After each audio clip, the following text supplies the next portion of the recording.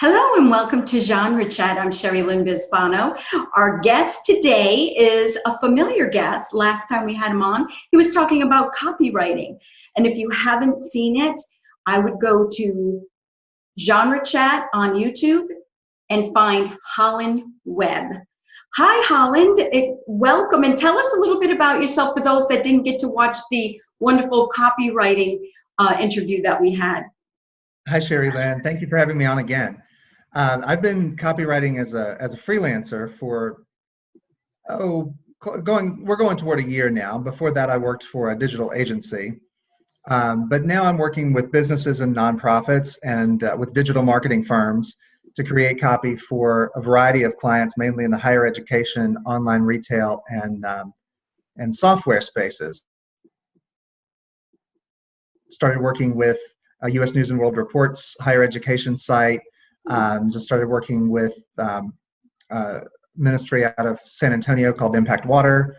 And I'm continuing with my online retail work with the cat litter box company that I've had for quite a while now, and which I think is coming along quite well. You know, we have almost 18,000 people on an email list, so everything actually gets pretty good readership.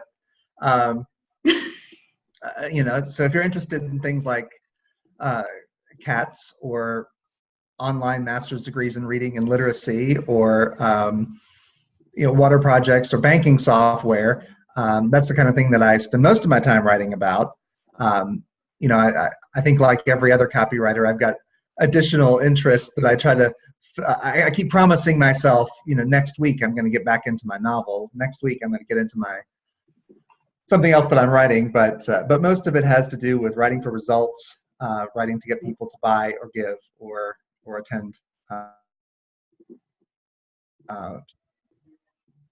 So we're talking about research for writers today, and that's why I'm having you on again, because a freelance writer and a copywriter sometimes has to do all their own research. They may just, you tell us how that works. What is research and why is it needed?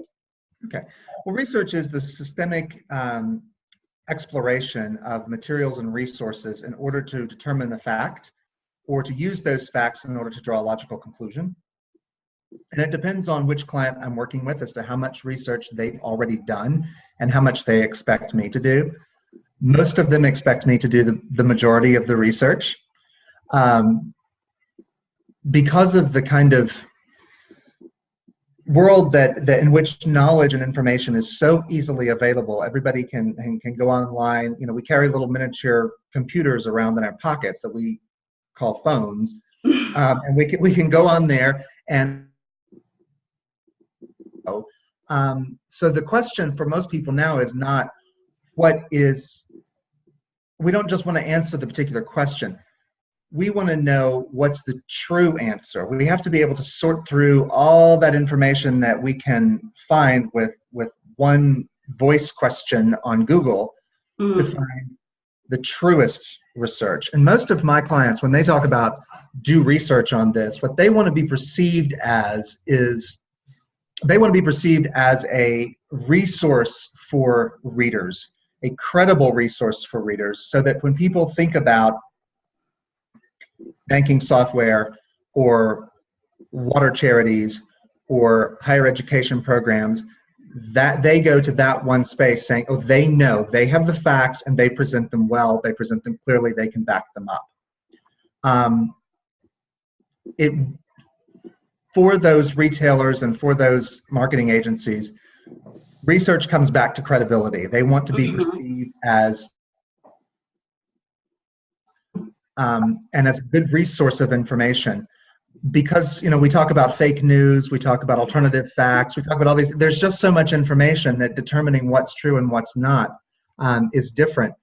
With U.S. News and World Report, they are very, very particular, probably because they're a major international brand as opposed to the others that I write for, which are mid-sized companies. But U.S. News and World Report is very particular about what they will even let you cite as research. For them, it has to end, if I cite a website, it has to be a .edu, .org, or .gov site because they basically won't consider a .com site as legitimate information. Even though it may be legitimate information, they want something that has more credibility to it. And they require, unless it is from one or two particular sites they've already pre-identified, they require every statement to have 3 citations in order to prove it.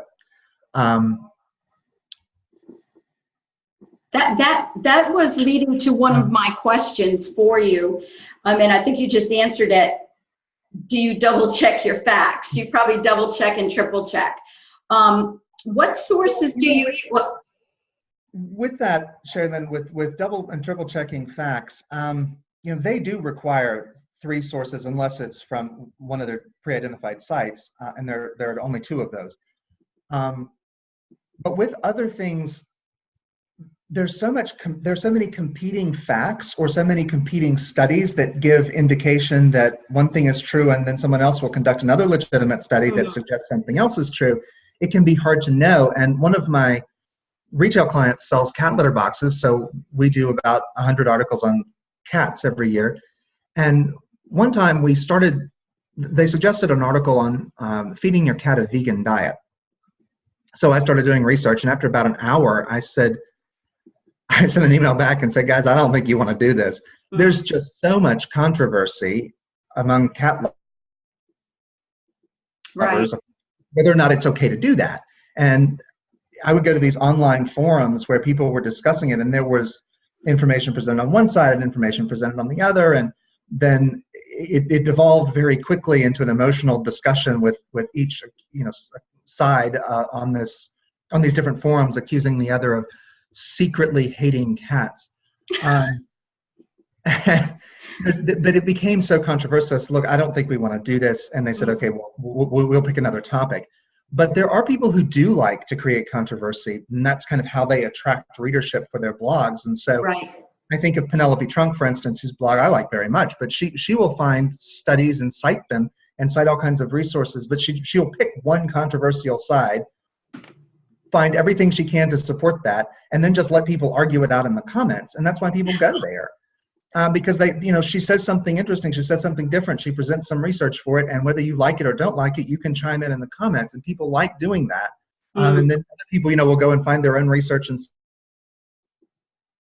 but it depends on what you want to do. An online retailer doesn't really want to generate that much controversy because their goal really is to sell products. But hers is not. Hers is to attract attention to her blog and to the coaching services that she provides. So it's a different use of research. Right. That is great information. But I can end the debate about the cats. If I put spinach in front of my cat and chicken, cat wants the chicken. He's going to hate me if I feed him spinach. So that ends that controversy right there. But anyway, what sources do you use? Do you make phone calls? Where do you go for your sources? Okay. I think the first research I ever really did was in 8th grade, which would have been about 1989, 1990. And we all had to go to the library. We all trooped over to the library together, and we had to have these little 3x5 note cards. And we went to the card, long thing and full of cards, and would find out which resources we wanted, would write it all down meticulously on note cards. The teacher would come around and check. And I think the note cards and the research counted for half the points on the paper. Yeah. That is how we used to have to do research, and it was all about books and magazines. I remember that. And then by the time I hit college, this would have been the late 90s, maybe 1998. I remember taking historiography. It was the only research class I took. And we still weren't really allowed to use the internet because academics were suspicious of it. And even though I went to a kind of no-name brand college in rural Georgia, they were still suspicious enough of the internet that we had to use real sites. So I remember going on, or real resources you could hold in your hand, books and magazines and things. So I remember going to the internet, and I would find something, and then I'd have to go and find that same resource in a printed material, which may be okay if you're writing about history, and I was. The paper, by the way, was called, and you can still find it online. It was published in the International Journal of Social Sciences. Can you say that again? Because it was called Temperance Movements and Prohibition. It's an interminably long paper that you can find online because it was published in the International Journal of Social Sciences. But it was my very first publication, so I have to throw that in there. But 2 years after that, that was the spring of '98. 2 years after that, the fall of '99, I wrote my master's thesis, and I used, I think, one book, and everything else was an online resource.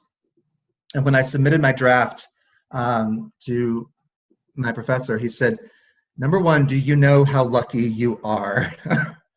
When I was doing my master's level and PhD work, we had no internet, because of course he had gone to school, I think, in the 70s. But there was just a sea change, even in academic circles, between late 90s and the early 2000s, where online resources became more credible because they were more up to date. It takes old. Of course, the problem with having immediate data is that there's been very little time to process it, and you don't know what's real. But I now use almost all online resources. I have one software client that likes to create new information. They don't want to just take online resources and sort of reform them and reshape them into a different article. They actually want new information that may not be out there. So with those, I do interview people. Sometimes they set up the interviews with a client of theirs who's got some specialty. In other cases, I go and find them. I did an ebook and 2 blog posts for them on closed captioning. And I found a university in Oregon that has a captioning conference. And so I interviewed people who were on the faculty and staff at Western Oregon University. And I went through the papers that had been presented at that conference, and I was able to pull them all into a practical ebook. So that was a little bit of a different kind of research for me. It wasn't going online as much as it was finding people and asking them questions. With that said, I'm not doing academic research. I was writing a practical guide. So I didn't have to go through all that research and prove everything. I could just present it all as it was given to me by those scholars and practitioners and whatever I could find to support that. Make it practical for the reader and then leave it, because I wasn't, I'm not a professional researcher like an academic would be a professional researcher, even when I'm creating a new resource like that. So let's switch gears a little bit. Fiction writing. Should people do research for their fiction? Well, I'm not a real fiction writer, so I'll have to rely on other people who are to answer the question. I think I want to comment on. One is something that Davis Bunn says about researching for fiction writing. He says, find one fact that supports your story and stop researching. Because you could spend so long just, traveling down all these little trails or trying to find out what really happened 1,000 years ago and never actually get your book written. So he says, find one fact that supports your story, use it, and move on. You're an entertainer, not a researcher. I was talking not long ago with B.B. Belford, who's a middle grades novelist, and I had written a review of her book, which was set in Chicago in 1919 during the race riots. And in the review, I said that some of the fine details, some of the fine historical details that she presented, for me, distracted me from the story. Now, I thought it was a fantastic book. This was a very, very minor criticism. But she wrote to me after that and said, by the way, the publisher made me do that. I wanted so much research. She said, I spent hours and hours and hours. Oh, wow. But in that case, she was asked to include that much research. And maybe it's because they expected the book to be used in elementary schools or middle schools. And so teachers want more factual information. I know for me personally, if I'm watching something on TV or I'm reading a book, I want to know that there's at least something behind this that supports the story in real life. And it's not just totally taken out of somebody else's imagination. But for fiction authors, I think it goes back to credibility. Mm. Even if you aren't selling a product or trying to position yourself as an academic resource on a subject, you can still be perceived as credible or not. And so if you have research that backs up what you say, you have a level of credibility Right. that another fiction writer who's competing against you may not have. That's so true. That is so true. I know when I'm writing my first fiction book, and it's taking place in the future because some of the technology isn't available to the average citizen now. So I'm thinking I need to be safe and make it in the future so that it will be credible. You can't just, unless it's happening in a totally different world, and then anything can happen. But anyway, thank you for that answer. I want to ask you, what is the most amazing fact that you've found in all of your research? More people die of water-related illnesses every year than die from violence. Wow. I know right now, well, let's take a moment, because I know I follow you on Facebook. Mm-hmm. And you're doing a water campaign for the people that you work for, right? You've been posting that. So can you talk about that a little bit? Right, it's a water project. This is located in Honduras, but there are, of course, billions of people around the world who don't have access to free water. To yes. Patient, and more people die of water-related illnesses every year than from violence, and about half of the children who die of bacterial diarrhea or some other waterborne condition. So it is a big issue, and it's one that's easily solved. It doesn't require extensive technology. You can do gravity-fed systems. You can do boreholes. You can do a lot of things that are pretty simple. This one is a gravity-fed system, and it's just in rural villages in Honduras. They go into 4 villages each year. And it's not just about the water project. They take men from churches in Texas and men from Honduras, and there are about 30 to 40 Honduran men and about 10 to 12 American men who work collaboratively to not only dig for the water system, but also to form friendships and begin having conversations. And for a lot of the men who are in Honduras, it may be the first time they've met a dedicated Christian man who is considered life. And so it's often an opportunity for a lot of those folks to start thinking about what Christianity might mean beyond 3 or 4 small feuding churches in their village, but to start thinking about, how does this actually apply to how I get along with my spouse? How does this apply to how I get along with my children? How does this apply to how much I choose to drink? And so it becomes a ministry as well. So did you start working for this company and start the research and find all this information out? That's been a very easy one to research because there's so much information available about water and waterborne illnesses. I was a little concerned at first. I thought, goodness, how much time am I going to spend trying to find credible facts and information? And of course, I'm running the clock on them all the time. So I didn't want to overcharge them. But I found there's really not much time that I have to spend on it, because there's so much information available from the World Health Organization, from various governments, and then from a lot of other charities that are doing. Water is just so popular. I think if you were looking at a social issue or a public health issue in an international context, and it was very limited geographically, or it was something that's just not gotten a lot of attention, it might be harder to find credible information. But even then, there's been a lot of mapping done, and you just would have to look a little harder, and it would take more time. But it might take you more time to read through it and figure out what the specialist, the public health specialist, was saying in their jargon in order to translate it for your readership. But in the case like this, the information is pretty clean and clear and available. So this research information kind of changed your way of thinking into an action.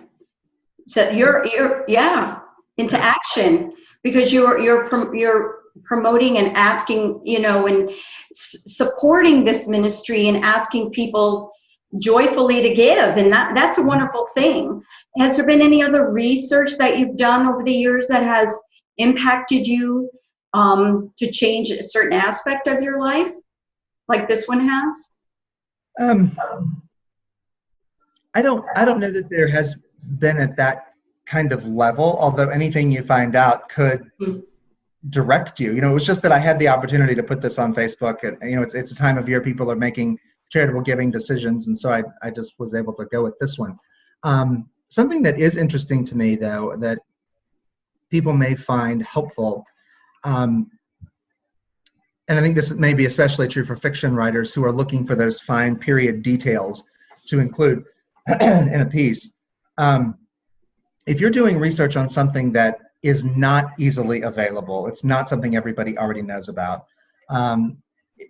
it's not something you can spend an hour, hour and a half searching the internet and find. If you're looking for local history, if you're looking for genealogical research and family stories and things like that, it takes a lot longer. And of course, you're digging through a lot more information.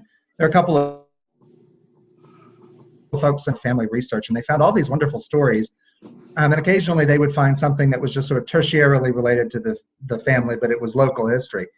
And one of them had a mailing list of, I think she had about 1,000 people on an email list and about 3,000 Facebook friends. And she would take all these stories that she got out of the past and put them together as devotionals and put one out every week on Facebook and through her email list.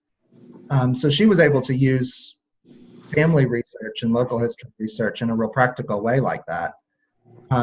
But also, as she was going through, she said, it made me understand why my great-grandparents, and this relative of mine's about 80, so she said, this helps me understand why my grandparents and great-grandparents did the things they said the things they said, behaved in the way that they did, because now I understand what they had gone through in life and how their life was so different from mine.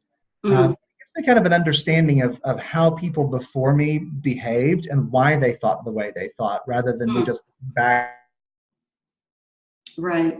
the life that I live, but understanding how they came to the conclusions they came to and why they did the things they did.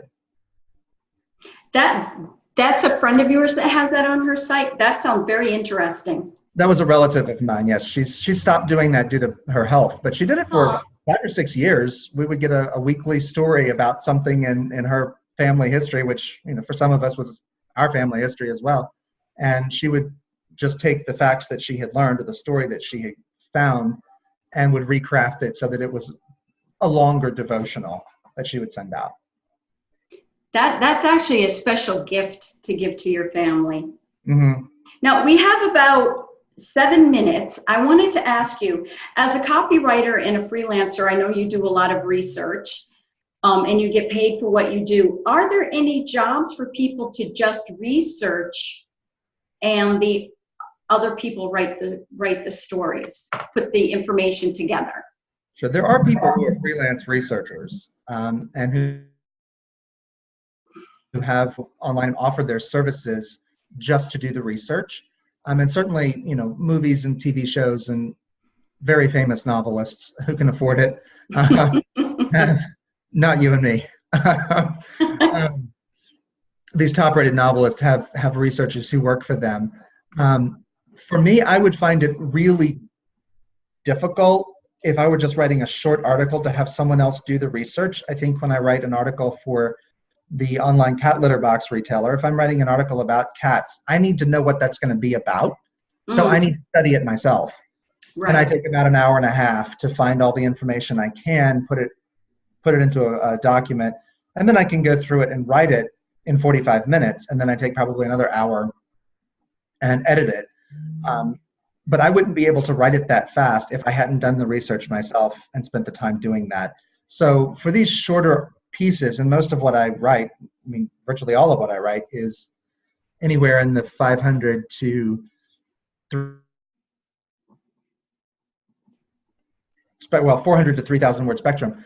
I wouldn't want someone else researching it for me. I wouldn't really want to force that. I think it would only be if you were doing a really long piece that you would do that. If you were writing curriculum, excuse me, I have one client that is is a curriculum provider for microbiology techs in industry. And I really just edit for them. You know, they've already written everything. It's all done. And they send it to me and say, check it for sentences that don't make sense. Look for misspelled words. Look for missing words. You know, I basically am a last copy edit proofread for them before it goes out. That's kind of a different thing to me. I couldn't do the research on that. I don't know enough about microbiology.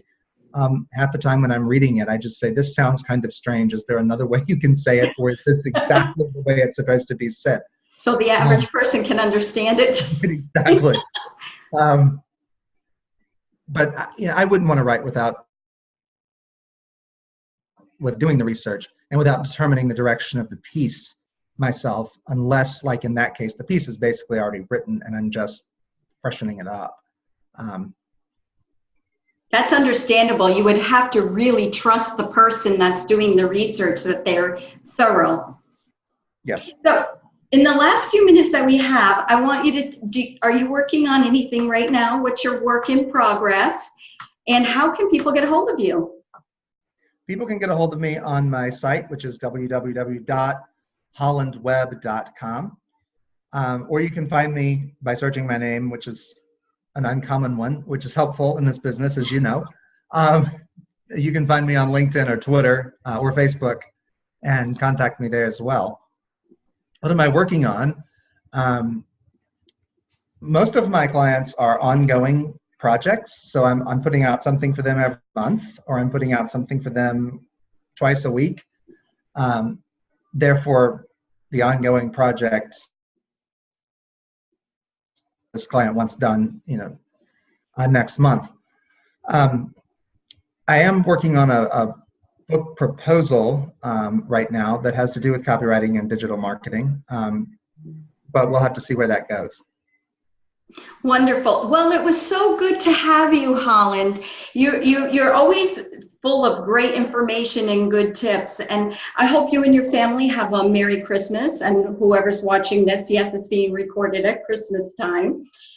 Don't forget to go to seriouswriter.com to watch Holland's, I renamed you, Holland's copywriting.